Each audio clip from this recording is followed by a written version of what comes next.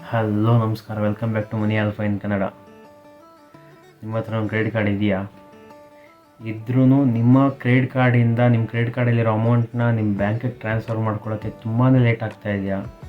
ನಿಮ್ಮ ಎಮರ್ಜೆನ್ಸಿ ಟೈಮಲ್ಲಿ credit card ಇದ್ರೂ ಯೂಸ್ ಆಗದಿರೋ ಥರ ಆಗ್ತಾ ಇದೆಯಾ? ಆ್ಯಂಡ್ ಬ್ರೋಕರೇಜ್ ಚಾರ್ಜ್ ಅಂತ ಜಾಸ್ತಿ ಕಟ್ ಮಾಡ್ತಾ ಇದ್ದಾರಾ? ಅಂಥವ್ರಿಗಿದು ವಿಡಿಯೋ ತುಂಬಾ ಯೂಸ್ಫುಲ್ ಆಗುತ್ತೆ. ಆ್ಯಂಡ್ ನಾನೀಗ ನೆಕ್ಸ್ಟ್ ಹೇಳ್ತಿರೋ ಆ್ಯಪು ತುಂಬಾ ಬೆಸ್ಟಾಗಿರುತ್ತೆ. ನಿಮ್ಮ ಎಮರ್ಜೆನ್ಸಿ ಟೈಮಲ್ಲಿ ಯೂಸ್ಫುಲ್ ಆಗೋ ಥರನೇ ಇರುತ್ತೆ.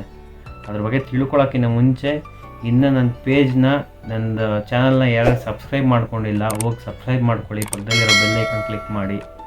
ಹೌದು, ಈಗ ಹೇಳ್ತಿರೋ ಆ್ಯಪು ನಿಮ್ಮ ಎಮರ್ಜೆನ್ಸಿ ಟೈಮಲ್ಲಿ ತುಂಬಾ ಯೂಸ್ಫುಲ್ ಆಗುತ್ತೆ. ಎಂತಕ್ಕೆ ಅಂತಂದರೆ ಇಲ್ಲಿ ನಿಮ್ಮ ಕ್ರೆಡಿಟ್ ಕಾರ್ಡಲ್ಲಿರೋ ಅಮೌಂಟ್ನ ನಿಮ್ಮ ಬ್ಯಾಂಕಿಗೆ ಟ್ರಾನ್ಸ್ಫರ್ ಮಾಡ್ಕೊಳ್ಳೋಕ್ಕೆ ಇಮಿಡಿಯೇಟ್ ಆಗುತ್ತೆ, ಕ್ವಿಕ್ಕಾಗಿ ಟ್ರಾನ್ಸ್ಫರ್ ಆಗುತ್ತೆ. ಆ್ಯಂಡ್ ಇನ್ನೊಂದು, ಇದರಲ್ಲಿ ಚಾರ್ಜಸ್ ಆಗ್ತಿರೋ ಎಷ್ಟು ಅಂತಂದರೆ ಬರೀ 1% ಅಷ್ಟೇ.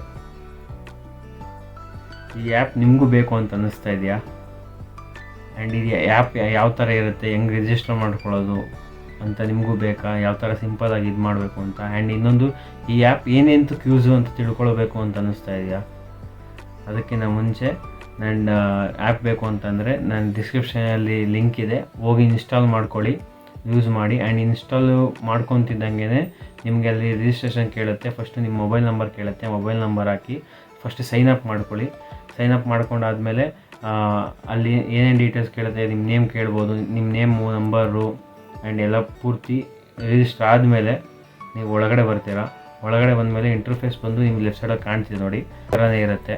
ಆ್ಯಂಡ್ ಇದು ಯಾವ ಥರ ಯೂಸ್ ಆಗುತ್ತೆ ಅಂತಂದರೆ ನಿಮ್ಮ ಎಜುಕೇಷನ್ ಫೀಸ್ ಕಟ್ಬೋದು, ಆ್ಯಂಡ್ ನಿಮ್ಮ GST credit card bill pay ಮಾಡ್ಕೊಬೋದು. ಆ್ಯಂಡ್ ಇದರಿಂದ ಅಮೌಂಟು ತೊಗೊಬೋದು, ಪೇರೆಂಟ್ ಅಂತ ಅಮೌಂಟು ತೊಗೊಬೋದು, ಹೊಸದಾಗಿ ಕ್ರೆಡಿಟ್ ಕಾರ್ಡು ಅಪ್ಲೈ ಮಾಡ್ಬೋದು.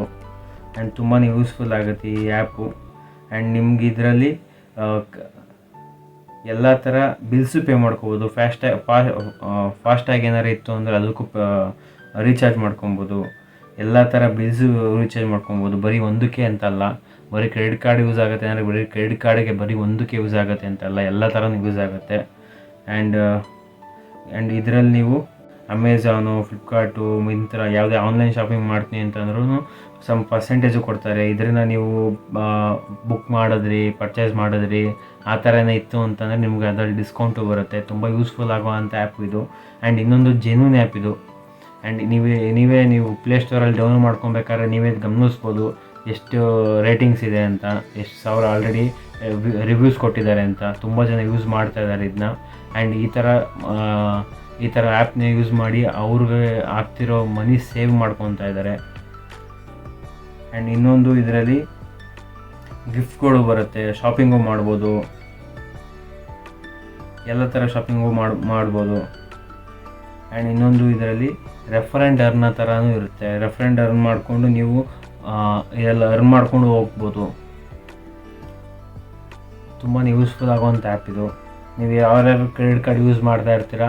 ಆ್ಯಂಡ್ ಇನ್ನೊಂದು, ನೀವು ಫ್ರೆಂಡ್ಸ್ ಯಾರ್ಯಾರು ಯೂಸ್ ಮಾಡ್ತಾ ಇರ್ತಾರೆ ಅವ್ರಿಗೂ ಶೇರ್ ಮಾಡಿ. ಅವ್ರಿಗೂ ಇದ್ರ ಬಗ್ಗೆ ಗೊತ್ತಿರಲ್ಲ, ತುಂಬಾ ಅವ್ರ ಎಮರ್ಜೆನ್ಸಿ ಟೈಮಲ್ಲಿ ಯೂಸ್ ಆಗದಿರೋ ಥರನೇ ಇರ್ಬೋದು. ಯೂಸ್ ಆದ್ರೂ ತುಂಬ ಬ್ರೋಕರೇಜ್ ಚಾರ್ಜಸ್ಸು 3%, 4% ಅಂತ ಕಟ್ ಆಗ್ತಿರ್ಬೋದು. ಅಂಥವ್ರಿಗೆ ಇದು ತುಂಬ ಯೂಸ್ಫುಲ್ ಆಗುತ್ತೆ. ಅಂಥವ್ರಿಗೆ ಶೇರ್ ಮಾಡಿ. ಆ್ಯಂಡ್ ಇನ್ನೊಂದು, ಈ ವಿಡಿಯೋ ನಿಮ್ಗೆ ಇಷ್ಟ ಆಗಿದರೆ ಒಂದು ಲೈಕ್ ಮಾಡಿ. ಇಷ್ಟ ಆಗಿದೆ ಅಂತ ಅಂದ್ಕೊತೀನಿ. Thank you.